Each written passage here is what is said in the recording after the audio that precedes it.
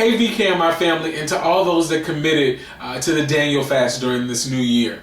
Kingdom Chef Judson Todd Allen here, and welcome to one of my kitchens. Today we're going to talk and address some of your concerns regarding fresh fruits, what fresh fruits are, what fresh vegetables are, and talk a little bit about the myriad of options that you have during this fasting season. It means is there are a myriad of different fresh fruits and vegetables out there. So many different things to choose from that are considered, again, fruits and vegetables. And again, I'm just going to go over briefly some of those things that would be considered in these different categories. All right? Let's start with fruits. You have fleshy fruits, things like papaya and guava, avocados, bananas, grapes, pumpkins. Those things, of course, as I'm sure you already know, are fruits. You also have things like coconut, olives, mango, dates, and figs. You also even have things like nuts, walnuts, macadamia nuts, almonds, pecans, pistachios, etc. Those are some things, again, that are considered fruits. Another thing that is considered a fruit that some of you all may or may not know are legumes. And what those are peas and lentils, soy and peanuts. Those things are also considered fruits. Another thing are whole grains. Those are also considered fruits. Grains that come in the form of rice or wheat or even corn. So just keep that in mind as you think about some different things that you can choose from when during the Daniel fast. In terms of vegetables, again, you've got some of the common things like artichokes and asparagus. You also have things like squash and leeks, mushrooms, potatoes, be it white potatoes or sweet potatoes or yams, rhubarb, shallots, spinach, watercress, Swiss chard. Those are some things that are, again, considered vegetables when doing this Daniel fast. So as you can see, there's a lot of different things you can kind of choose from as you begin this fast. Now keep this in mind, everybody. Despite the food, despite the recipes, the most important thing to fasting has nothing to do with the food. It has everything to do with your personal relationship with God. Okay. So let's come into the kitchen. Hey, VK and my family, how's it going? And again, welcome to my kitchen. Again, like I said before, I'm going to be making for you one of my signature dishes, but it's a vegetarian dish. It is the J.T. Allen chili that I do. Very flavorful, very good, and again, it certainly is in alignment with the Daniel fast. I've got my whole setup here, and if you come over here with me, I'm just going to explain again some of the things that I have already laid out. Then we're going to get going with the chili, get it going, and I'm going to show you the finished product. All right, so come on over here. Okay, so I've got some, again, some fresh ingredients here. I've got some chopped garlic. I've got some of my seasonings that I'm going to use in my chili. Things like chili powder, oregano, cumin, red pepper flakes, onion powder, garlic powder, and again, oregano. I've got some green peppers, red peppers, and onions that I'm going to begin to saute, get those going. And over here, we've got some of our fresh ingredients as well. We've got some of our fire roasted tomatoes. We've got some of our pureed tomatoes, which is amazing sweetness from that tomato.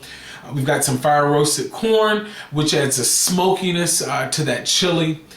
We've got some of my personal favorites, which is kidney beans and black beans, which adds a really nice touch to this dish. Chili sauce, chipotle and adobo sauce, which again adds some smokiness and also adds a little heat to the dish, which I love.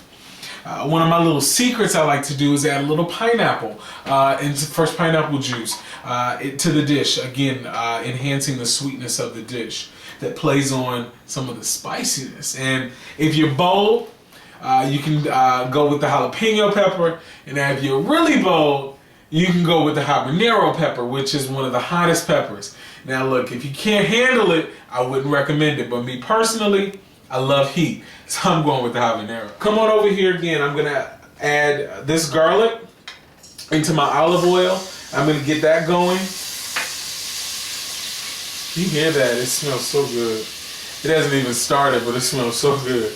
Again, I'm adding my red peppers, my green peppers, and my onions to the dish. And I'm going to go ahead and let that saute. got our peppers and our onions sauteing away with that garlic and our olive oil. And they're just about sauteed and soft and tender. Now what I'm going to do is I'm going to go ahead on and add all of our spices to that oil so that it can infuse the oil. Now that that's going, I'm going to go ahead on and begin to add some of our tomatoes in that liquid just to begin to form this chili. I'm going to start off with the pureed tomato sauce. Add that to this.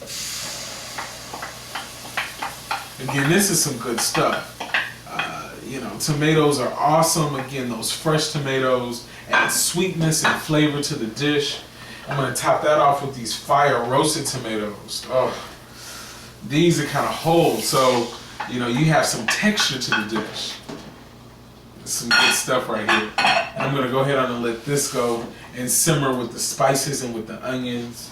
Again, beginning to form that chili. So let's go ahead and add the chipotle and the adobo sauce. Again, that's going to add some heat and also some smokiness to the chili. Some really good flavors there. I'm going to go ahead on now and add the chili sauce. If you could just take a look here, come closer. You see the thickness of the chili. You see again it formulating that color. The thickness and all the flavors coming together with the vegetables. Take a look at that. Now let's go ahead on and add our beans and add our corn. Okay, again, we've got some black beans here and some kidney beans here. We're going to go ahead on and add those. If you're like me, I like a lot of beans in my chili. Over here, again, we've got our corn, our fire roasted corn, and I'm going to go ahead and add that to the dish. And I'm going to top that off with the pineapples and the juice. And finally, don't forget about the habanero pepper.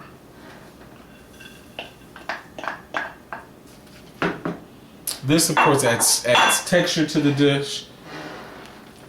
Again, our pineapples and our pineapple juice. I'm going to go ahead and get this stirred up. Finally, I add my habanero whole to this dish. Again, it will begin to, as it cooks down, it'll begin to extract the flavors from it. But I like mine whole in there. Now, I'm going to cover that and I'm going to let it cook and simmer away on low for about an hour. Again, on low, you don't want it to burn.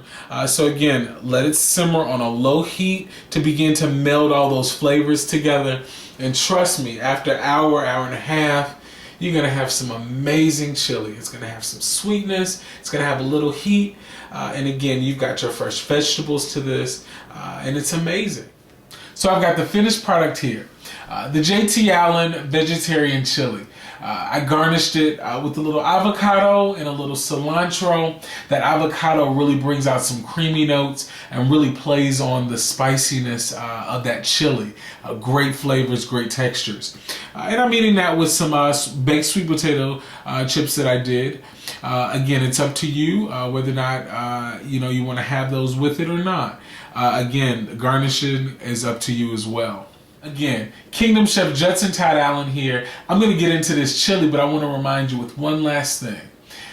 Fasting is not about the food. It's not about what you're consuming in the body and the natural, but most importantly, what you're taking in the spiritual. I appreciate you spending some time with me in my kitchen, and until next time, I'll see you. This is